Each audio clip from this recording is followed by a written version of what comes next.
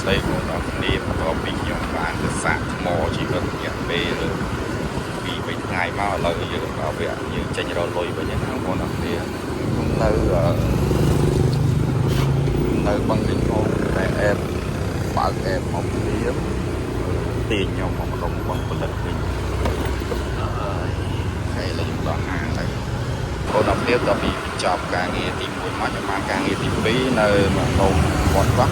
ហាងនំប៉័ងចិនខ្មៅវត្តកោះបងប្អូនគ្នាយកទៅម្ដុំកោះពេជ្រតពីខ្ញុំទៅលាក់ការអឺដឺទី2នៅកោះពេជ្រមកឥឡូវទីខ្ញុំទៅបឹងកេងកងវិញហើយការអឺដឺទី3យកទៅអូខេខ្ញុំជិតគ្នាបងប្អូនស្អីស្តុបផ្នែកបាននេះទាញរហូតដល់ការងារទី5របស់ខ្ញុំទាញទៅដែរពេលផ្លូវសុខហុកដល់កាហ្វេវិនវិនឧស្សាហ៍នេះក៏ស្វីតវិញឧស្សាហ៍នេះវិញ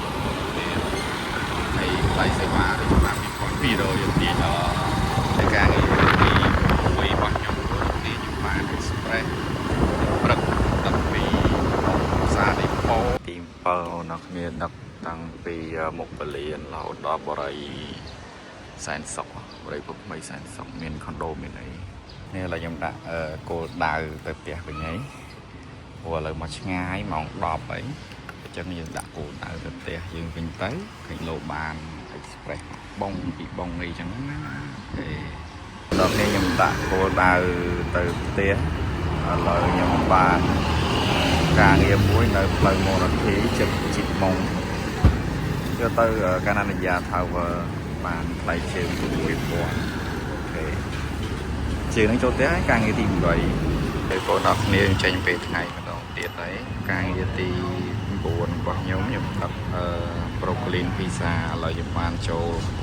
order មួយទៀតឯងឈ្មោះតុងតុងបបលហែយកទៅច្បារអំពៅអូខេបានសេវាដឹក8300ខ្ញុំបានការងារ2មួយនៅខាងឆាបឹងស្នោហើយឆ្លងផ្លូវវិញក៏លុស៊ីអាហារនៅខាងមុខពេលបឹងស្នោទៅក្នុងបរិយវិញពេលបងប្អូនខ្ញុំដឹក food មួយថ្ងៃមានណា food 2100ឡើងទៅឲ្យភៀវជាន់ទី10ក៏មានឥឡូវខ្ញុំបាន Express មួយហើយយកពីម្ដុំចិត្តស្លាចាក់ទៅមុខយកទៅសាលាអេស៊ីលីដានៅខាងសែនសុខផ្លូវ2004ផ្លូវហាណូយទេតែមិញទៅបាក់ក្រង់អស់3000ជាជីកំពុងហើយជីឆ្ងាយទៀតទេបាទទេនេះអូមើលអូអត់គ្នាមេឃខណៈពេលនេះម៉ោង6:40នាទីឯងម៉ែយើងមើលមេឃស្អាតពណ៌ colorful ហ្មងអូឡៃគេบอกว่าពុទ្ធិតាន់នេះឡើយខ្ញុំបាន Express មួយពីស្ទឹងជ័យមកដល់បរិយពុកថ្មីចកាដូងប្រហែលទេណាចកាដូងខាងបៃសោនេះខ្ញុំជិះតាមផ្លូវ50ម៉ែត្រដល់កន្លែងទៅគាត់បាន Express មួយហ្នឹងបងប្អូនគ្នាយកពីម្ដុំផ្លូវបៃសោ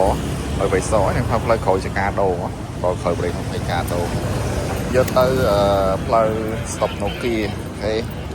ហេនេះបាន Express រហូតដូចសាមញ្ញដឹកហើយដឹកបងដឹកតា food ថ្ងៃនេះគេឲ្យដឹកExpress វិញហើយអូខេទៅទាំងអស់គ្នាអូបែកក្អម